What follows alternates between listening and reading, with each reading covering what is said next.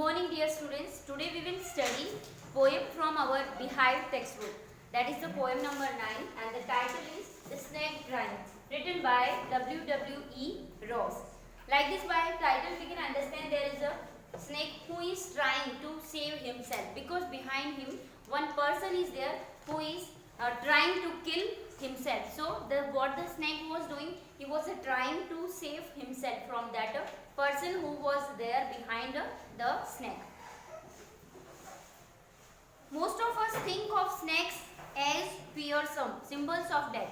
When we heard this name or when we hear this name, we became afraid. We feel very afraid because snake means it will be the cause of our death. If it bites, it means there is not any other treatment for that.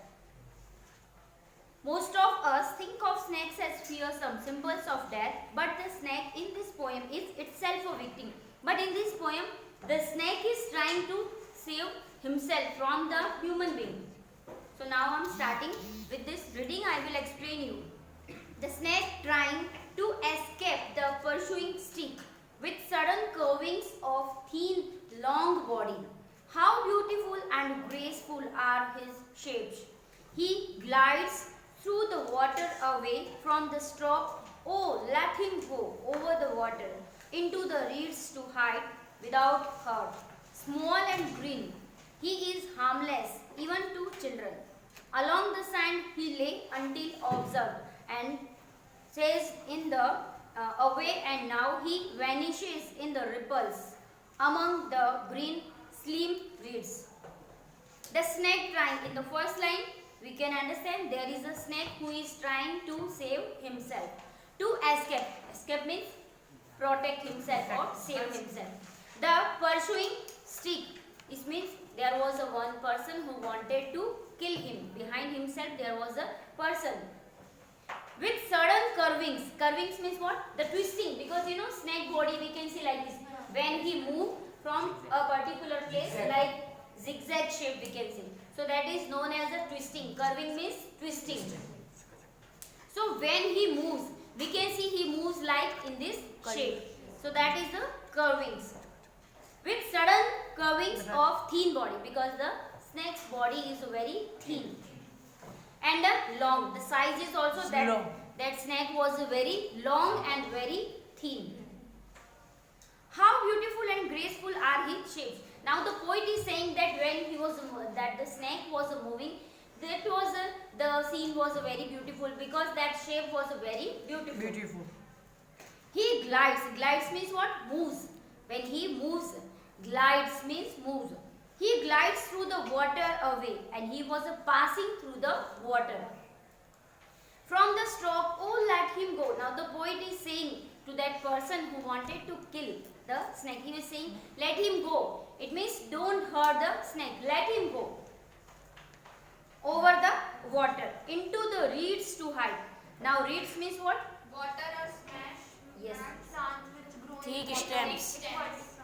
There is written water or marsh plants with thick stems. Ma'am, what is by graceful? Looking very attractive, that is. Oh, let him go over the water into the reeds to hide. Hide means so he can make himself hide behind the plants. So the poet is saying to that person like that, let him go. And because he can hide himself, the snake can hide himself behind the bush or behind the plants without hurt. So let him go. If you will hurt, how we will move from this place? Without hurt, small and green. He is harmless. Now the poet is saying that the snake is harmless. He will not harm anyone. He is harmless even to children. Because there are many types of snakes. Some are poisonous and some are not harmless. So the poet is saying that that is not harmless. Even not for the older but for the children also he will not harm. Along the sand he lay until observed. And the poet was observing the snake when the snake was moving. And chased away, and now he vanishes. Now what is the meaning of vanishes? Disappears. Invisible. He vanishes and suddenly poet found like that he was not able to see that snake because the snake disappears. In the ripples. Ripples means what? In the water waves. Ripples means waves. In Hindi we can say tarang or lehre. And he disappears in the ripples among the green slim reeds. So among the green color plants or green color bushes. Because now that the snake disappears from the poet, for the poet and for that person also who wanted to kill the snake. Now we will discuss about the poetic devices. The first of all I have written free verse. Free verse means what? No rhyme scheme. Then the second I have written alliteration. Alliteration, wait. Repetition means if there is a repetition of a consonant sound in a line. So in this line we can see where is the alliteration used. See this line, he is harmless even to children. As her sound is repeating, he and the harmless. Okay. Other than this, there are not any other poetic devices. Okay.